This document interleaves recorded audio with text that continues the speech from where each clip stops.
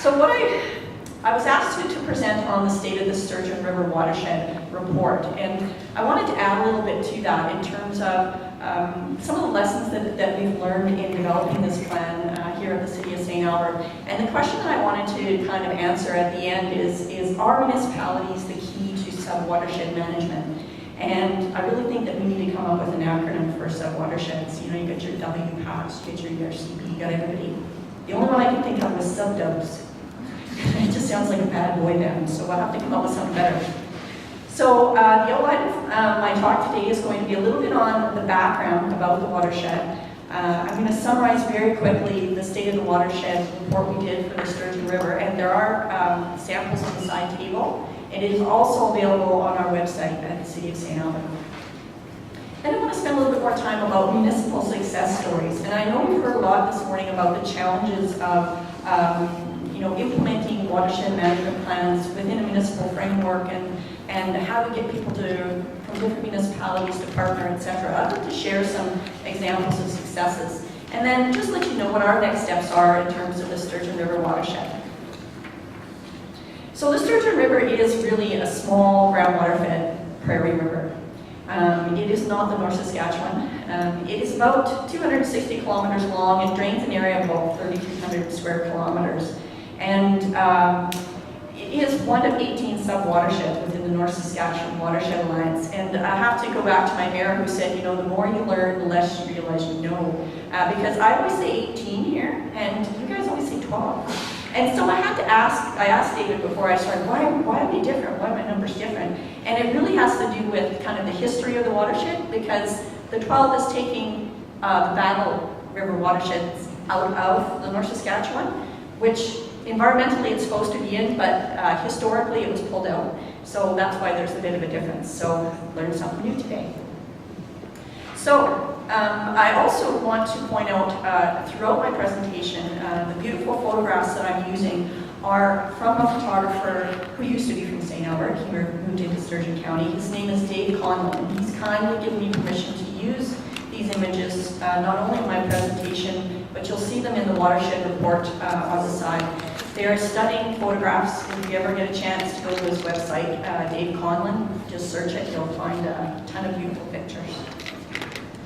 So the Sturgeon River watershed, it really flows eastward from its headwaters near Hoople Lake, which is close to Entwistle, to that 260 kilometers to the confluence of the North Saskatchewan River, right across or close to the city of Fort Saskatchewan.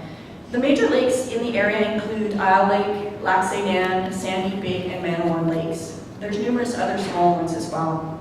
As I mentioned, it does drain a fairly small area compared to the North Saskatchewan watershed as a total. And in terms of volume, it only contributes between 1 and 2% of the total volumes for the North Saskatchewan River. Does that make it any less important? No. It is a very important watershed, and especially to the residents and the counties and the cities and towns that are housed in it. And a few of those are the counties, Parkland, Lac St. Anne, Sturgeon, and a tiny bit of West Loch up in the north. 2 First Nation reserves, Alexis and Alexander. For cities, there's St. Albert and Spruce Grove, and a small portion of the city of Edmonton on the south, where the Big Lake Area Structure Plan development is going on. Towns of Stony Plain, Warrenville, Ottawa, and numerous others that I couldn't mention. So in terms of the land use, about 71% of the watershed has been impacted by agriculture, and that's about half cropland and half pasture. There's about 20% natural features left, such as tree areas, wetlands, riparian areas. 5% is water, whether it's rivers, lakes, and 4% is developed. So either urban development, oil and gas, roads, etc. The major urban areas, as I've mentioned, are St. Albert, Spruce Grove, and Stony Plain. And these areas, although in the watershed there's only 4% development, within these 3 groups, urban areas, 75% of the population is in these areas. And they are continuing to grow these days. So really, the Sturgeon River is a prairie or a brown river, similar to Vermilion or the Battle. Its flows are extremely dependent on snow and rain events within the basin. And last night, I was tracking the water levels in the Sturgeon at St. Albert, and our water levels increased 60 centimeters because of the rainstorm we had yesterday. And that's significant because largely the river is really usually at about half a meter to a meter in depth. So it was significantly affected by local events. Our base flows in the river are very closely linked to groundwater as well. So what does this all end up meaning to us? Is that it's a very highly developed watershed with strong influences from agriculture and urban environments. It also means that this river is really quick to show any impacts that may occur, whether that's water quality, quantity. It's very quick to show impacts. And I like to say the Sturgeon is like the canary in the coal mine. If we're experiencing it now in the Sturgeon River, it's likely that your watershed will be dealing with it at some point. So residents have been concerned for many years about the health of the Sturgeon River. And some of the concerns that they have voiced have been around lake eutrophication or blue-green algae blooms, low river or lake levels, fish kills, the rapid urban development that is occurring within the watershed, gravel extraction, largely in the Villeneuve area, and then stormwater impacts from urban developments. Now, from these concerns, many studies have been conducted. And I'm highlighting a few here, but there's been tons of them done prior to 2000. Alberta Environment has done quite a bit of studies on flows, on wastewater was done in the 80s, etc. Floodplain hazard assessments were done in the 80s as well. But I just wanted to highlight a few of them. Several important reports include a stormwater master plan that the City of St. Albert completed in 2004, which was really trying to address the impacts that the urban water management was having on the Sturgeon River. A larger study, still around stormwater, but a larger scope, was the Big Lake Basin Stormwater Plan. And this was quite a unique report, and I'm going to talk about it a little bit further in another slide. Another interesting thing that occurred recently is water quality monitoring. A program has started within the City of St. Albert, by the City of St. Albert, but it's also been expanded to within the watershed, and not by a provincial body or somebody you'd expect, but by us partnering with NATE and NovaNate and their students to collect data. So there is a water quality monitoring program going on. Then, of course, we want to talk about, the state of the North Saskatchewan River Watershed Report in 2005 was, it was really an important report in our history. And then I also wanted to mention the Lois Hole Centennial Provincial Park, which was really around Big Lake. It also was not as much one study, but a series of studies done over the years about the natural area and the significance of this natural area that also really included a lot of municipalities. So I wanted to chat just a little bit about the Big Lake Basin Task Force, and I'm going to come back to this again when I'm finishing up my talk and trying to answer that question about are municipalities the key. So within the basin of Big Lake, which includes St. Albert, Sturgeon and Parkland counties, as well as the towns of Spruce Grove, Stony Plain, there's growing concerns about the effects of rapid development on flooding capacity and water quality within that basin. So it's actually kind of a sub-basin within the sub-watershed basin of the Sturgeon, so having a sub-double. So what happened out of that was the four communities of Parkland, Sturgeon, Spruce Grove, and Stony Plain partnered up with St. Albert, also Lac-St. County, and the City of Edmonton actually participated as well. And we collaborated on an engineering study to assess the impact of this development on flood capacity of this one particular area. And it was enormously successful. And it was successful on several fronts. One is that we were able to get several provincial and federal government agencies to come to the table. Alberta Environment and Alberta Transportation being two big ones. The group was able to lobby the provincial government for funding to do this study, and we got it. And then, tying back more to what Bill was talking about, the 7 municipalities actually shared costs to take the information from this report and to have it translated into a format that could be included within within the land use bylaws of each of the municipalities, and also to help us come up with terms and statements that we could apply to our engineering standards, which also have a huge impact on stormwater management. So I wanted to share a little bit about the experience that we had within the watershed, and that didn't work. And for people who were at Red Deer in March, I did a little presentation about my lessons learned along this journey, and it is available on the website if you want to take a peek at it. Many people were quite amused by it. It was really more of a personal story about what happened and how we rose from the ashes from that. So take a look at it if you get a chance. But encouraged by the success of this Big Lake Basin study, and again, increased concerns from residents and in the media about watershed health, we were inspired to start a multi-stakeholder watershed group in 2006. So again, we had support from Alberta Environment, and we also had a lot of support from the Land Stewardship Centre, who was really about getting these types of groups together. And NSWA was also there. What we decided was to take a multi-stakeholder approach to watershed management, and we had over 200 participants that we started out in this watershed plan with. And this included everything from residents, agriculture, First Nations, oil and gas, gravel, golf courses, municipalities, etc. And so it was quite a large undertaking. And this group endeavored really hard to move forward on watershed issues. But we developed bylaws, strategic plans, we actually acquired some funding. But in 2009, we had to dissolve. And the main reason behind that was, and again, I'll come back to what Bill was talking about, was that there was interest groups within that organization that were very strong and really had some important interests, but we couldn't come to consensus because each of the interest groups obviously had their interests. There wasn't an overarching regulation or a plan or anything that said, this is going to be our main action item, our key goal. And so we had to dissolve. Now, the City of St. Albert actually still went ahead and did a State of the Sturgeon River Watershed Report. And really that was because our residents are extremely protective and concerned and interested in the Sturgeon River where it goes through St. Albert. It's just a small reach within the entire watershed.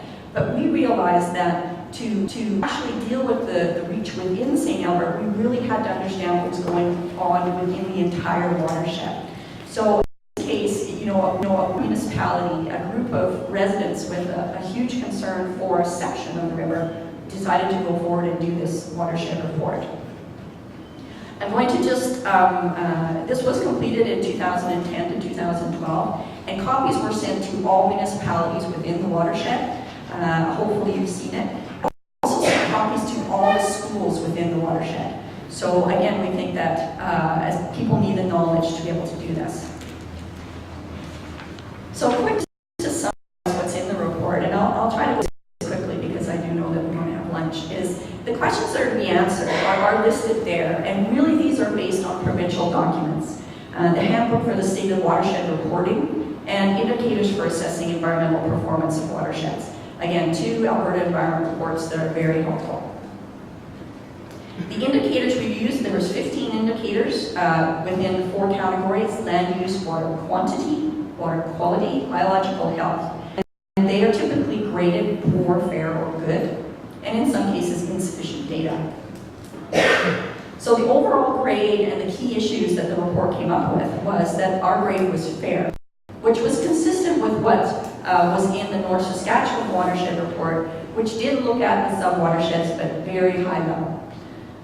The key issues, of course, I've said it several times, impacts of urban sprawl and development within the watershed, loss of natural areas, especially wetlands and riparian areas, and of course, pollutants entering the watershed. Quickly, there was, and this I think is similar for just about every watershed in Alberta, there was data gaps around probably the similar things that you'll see in other watersheds. The recommendations, again, I'll go through these very quickly. I mean, one thing that Bill also talked about and other people have said is about aligning with the North Saskatchewan Watershed Plan. So definitely we want to implement any of the recommendations from the Integrated Watershed Management Plan that refer to sub-basins or municipalities within the NSWA Watershed Management Plan. Watershed education and outreach programs, obviously very important. Harmonize intermunicipal planning. Again, it's a challenging one, but I think we have the history to show us that we can do this.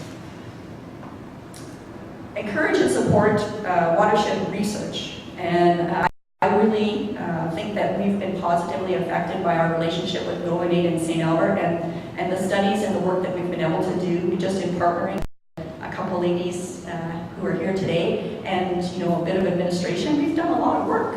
It's just a little group of people, so I'd encourage people also to do partnerships. Sustainable urban development, of course. I mean, land use planning is a big issue within not a watershed, but within the capital region. A couple other ones, we need to really identify and prioritize our environmentally sensitive areas and really look at our drain wetland inventory.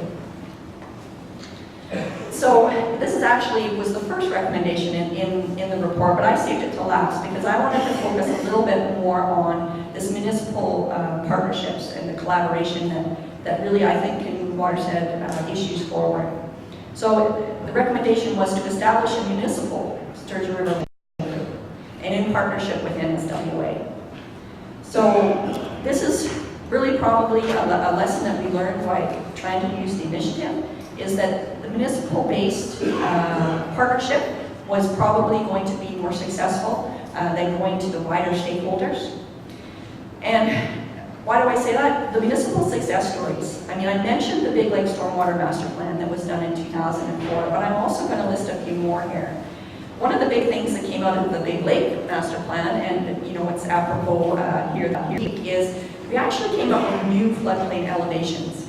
Many of you who are in communities that have had a flood hazard done by Alberta Environment, they basically say, here's the floodplain, please don't develop within here because it's going to be costly and there'll be issues.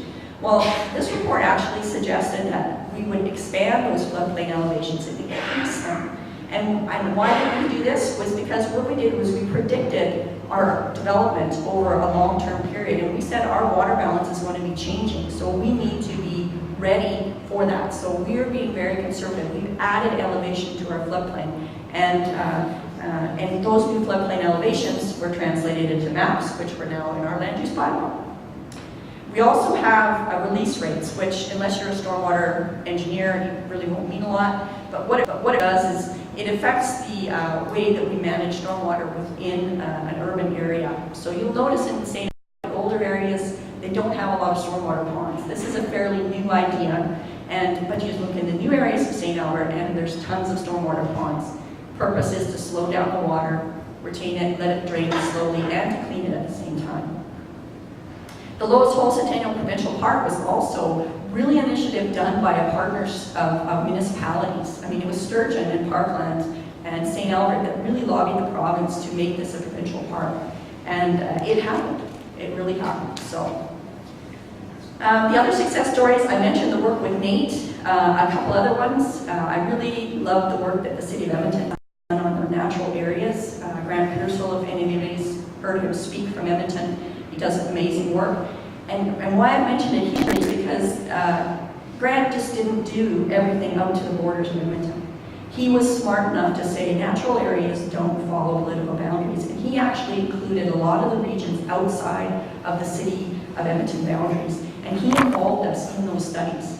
So, I mean, we really benefited from his collaboration, his longer term or wider picture view. There's a couple other ones here too. Right now, the Region Waste Minimization Committee, and that's a mouthful. It's a committee just of capital region municipalities. They sit around every month and talk about garbage stories and what's working, what's not. They just got a huge amount of funding to do a regional waste study. And it's going to be a really great piece of work. Really looking at, on a regional basis, how we can better manage our waste. Each of us going about it on. So municipal success stories. Why do they work? Why have these funds worked? I really like to think of municipalities as the ultimate nonprofit. We're not there to make money.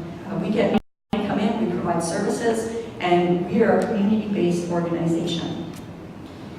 We really understand the benefits of sharing information, learning from each other's mistakes and successes, and collaborating on tough issues. One of the first success stories, and I didn't go into it in detail, one of the best things we ever did for the Sturgeon River was we formed something called Wastewater Commission, Capital Region. Where's Mr. Darmstadt? Wave your hand there. Yay. The best we ever did. I mean, we were pumping wastewater to the Sturgeon River from numerous communities. That was in 1980s, 70s and 80s that was done. What a bold and gutsy move. It must have cost a ton of money. These groups had to sit down and come up with a way to govern the group, and it works very well. We're also very good at having implemented really strong associations. I use the information from the FCM, Federation of Canadian Municipalities, AOMA, and I know some of you are members of AMDC. These groups really help us work together and share knowledge. Why are we also success stories? Because we have increasing responsibilities around infrastructure, and we really think in close connection with our residents and also think in the long term. Our infrastructure and our financial models are often 100 years long. Another reason why are we so successful? We have legislative planning obligations around planned growth and land use and development, as Bill talked about. And the quote too that we're going to have to figure out who said it. If it wasn't Tracy, we're going to have to give somebody credit. Land use planning is directly related to watershed health. It really is. And we have legal instruments to protect watersheds. One of my favorite documents NSWA puts out, and I rarely hear anybody talk about it, is the Municipal Guide. Great document. It really talks about translating watershed management into municipal governance. And I think we need to use more of them. Lastly, why are we successful? Because municipalities are naturally looking at the triple bottom line, the economics, environment, and social. I mean, we're really where that rubber hits. Many of us have integrated community sustainability plans, and then we're hearing this repeated in some of the framework we're doing. In the Land Stewardship Act and frameworks, they really start talking about balancing social, economic, and environmental. I think the quote is, the goal of land use framework is to sustain our growing economy, but balance this with Alberta's social and environmental goals. So that's really where that comes from. And more recently, I'm seeing that the Capital Region Board has principles that are directly related to watersheds. One of their main principles is to protect the environment and resources. And if you look under that, there's actually a statement that says, minimize the impact of development on regional watersheds and airships. So we're hearing it more and more, and municipalities have been doing this for a long time. So I think municipalities are probably going to be my best bet in terms of moving the Sturgeon River watershed forward in terms of an intermunicipal partnership. I think we're going to be able to align with the Water for Life, the management plan, the land use framework, and even Capital Region Board principles. We're going to be getting support from NSWA, which I think, again, I think is undervalued. These people have experience in this. I mean, we need to use them and go to them for being a resource for us. And I'm just going to give you a look here, you guys, is that we can't do it alone, but we also have to contribute to them being a viable organization. And really what they ask for is 50 cents per resident. And if you asked your residents within your watershed, would you be willing to give 50 cents each year to protect your watershed? I guarantee you that they would all say yes. So it really is a small contribution that to give to the NSWA to help us move forward on this. And they've got 12 sub-watersheds they've got to deal with. We're going to be the next. We're going to be hopefully kind of clearing the path for other sub-watersheds to follow us. So our intermunicipal partnership group, we've had 2 very informal meetings. We're developing terms of reference. We're hopefully going to have some sort of council approval on forming this group within the year.